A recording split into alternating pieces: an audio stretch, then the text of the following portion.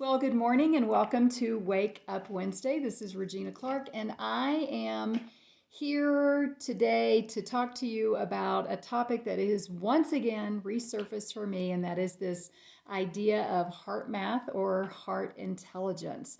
And so I talked a little bit about this last week when I was talking about my top 3 reasons for gratitude right before Thanksgiving. And the third one I talked about is this idea of this brain heart coherence. So, if you don't know, it's interesting that the brain is not the first thing to come online in utero, right, for a new life being formed. That is the heartbeat. The heart is the first thing to develop and the first thing that we detect that lets us know that there's a little one on its way. And so I think that in and of itself is really interesting. And then also I have a couple things written down here. And that is that the heart's electrical field is about 60 times greater in amplitude than the electrical activity that's generated by the brain. Furthermore, the magnetic field produced by the heart is more than 5,000 times greater in strength than the field generated by the brain and can be detected a number of feet away from the body in all directions. And so, that's from a paper. I had a folder and it's dated 2011. So, again, this is not a new topic. But if you're like me, you know how it is. You get excited about something, you do it, it goes away, something else comes up, or maybe you're not like me, but I am revisiting it, and just in the past 3 weeks now, that it is having a difference in my life. Okay, so I'm a brain fan. I've been in the brain field for, it's been a decade, right? 10 years thinking about the brain, and it's interesting to me and not really a surprise that that's the field I ended up with because I am a thinker, as if you haven't noticed, and I spend a lot of time up here and in my head, and that's why this, for me, maybe it's not the most important thing for you, but it's up for me right now. And I am more and more heart focused. And the thing about this that is so exciting to me is that there is this emotional intelligence that comes whenever we lead with our heart and not our head. And so there are practical tools. Heart math has been around for 25 plus years. I've met some amazing people, taken a workshop recently, and actually will probably be gathering people and promoting a workshop in February for this very topic because I do feel like it is a huge player. Because here's the thing is we know that as information comes in, it's really what they're learning more and more in science. It's not so much about what we think, it's about how we feel.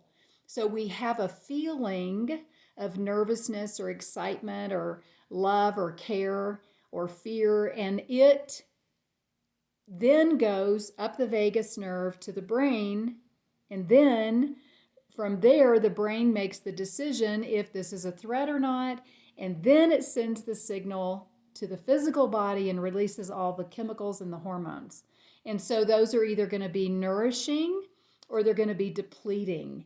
And so this has become so huge to me because I want to be able to lead with my heart. And the more I can stay in a space of love and calm, right? I'm in more of the parasympathetic part, the rest and digest phase of my nervous system. I am going to do better when it comes to those stress states like anxiousness and fear and anger and panic. All the things that honestly could be up for any of us in this day and time. I was just at a meeting last night. Someone was talking about they were so excited going to their first destination wedding. It was going to be in Jamaica. And boy, just as soon as that came out, the very next word was, gosh, all these anxious thoughts about what if? What if I get COVID? What if I get stuck in another country? What's that going to look like? And this has become so commonplace, and that I feel like we have to be able to calm. And so I'm going to tell you one tool. I'm going to try to keep this, short. One tool, and that is just a reset. Okay. And I just learned this. I have my timer set every 2 hours. It goes off and it reminds me to do a reset. So it's one way to calm the amygdala, the nervous system, the stress response. And so you simply inhale, you focus on your chest or your heart area, and you're inhaling through your heart to a count of 4 or 5.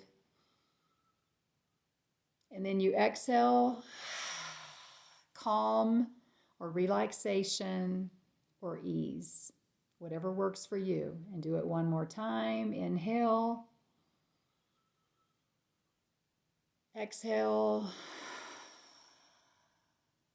There you go. So that's our lesson for today. That's my tip. And I'm telling you just that one thing. My shoulders usually, I don't even know it, and they're up here. And every time I do the breath, I go back into more of a heart focused space where I can get intuition and inspiration that I need for my everyday living. So I will see you next week, and I'm not going to stop. I'm on this thing. And so next week I have even more information that I want to share with you and more tools that you can use in your life. And in the meantime, Google it, YouTube, look up something about heart math and see what you can learn. Until then, take care of that beautiful brain of yours, and most especially, focus on that beautiful, emotional, intelligent heart. And I will see you next Wednesday.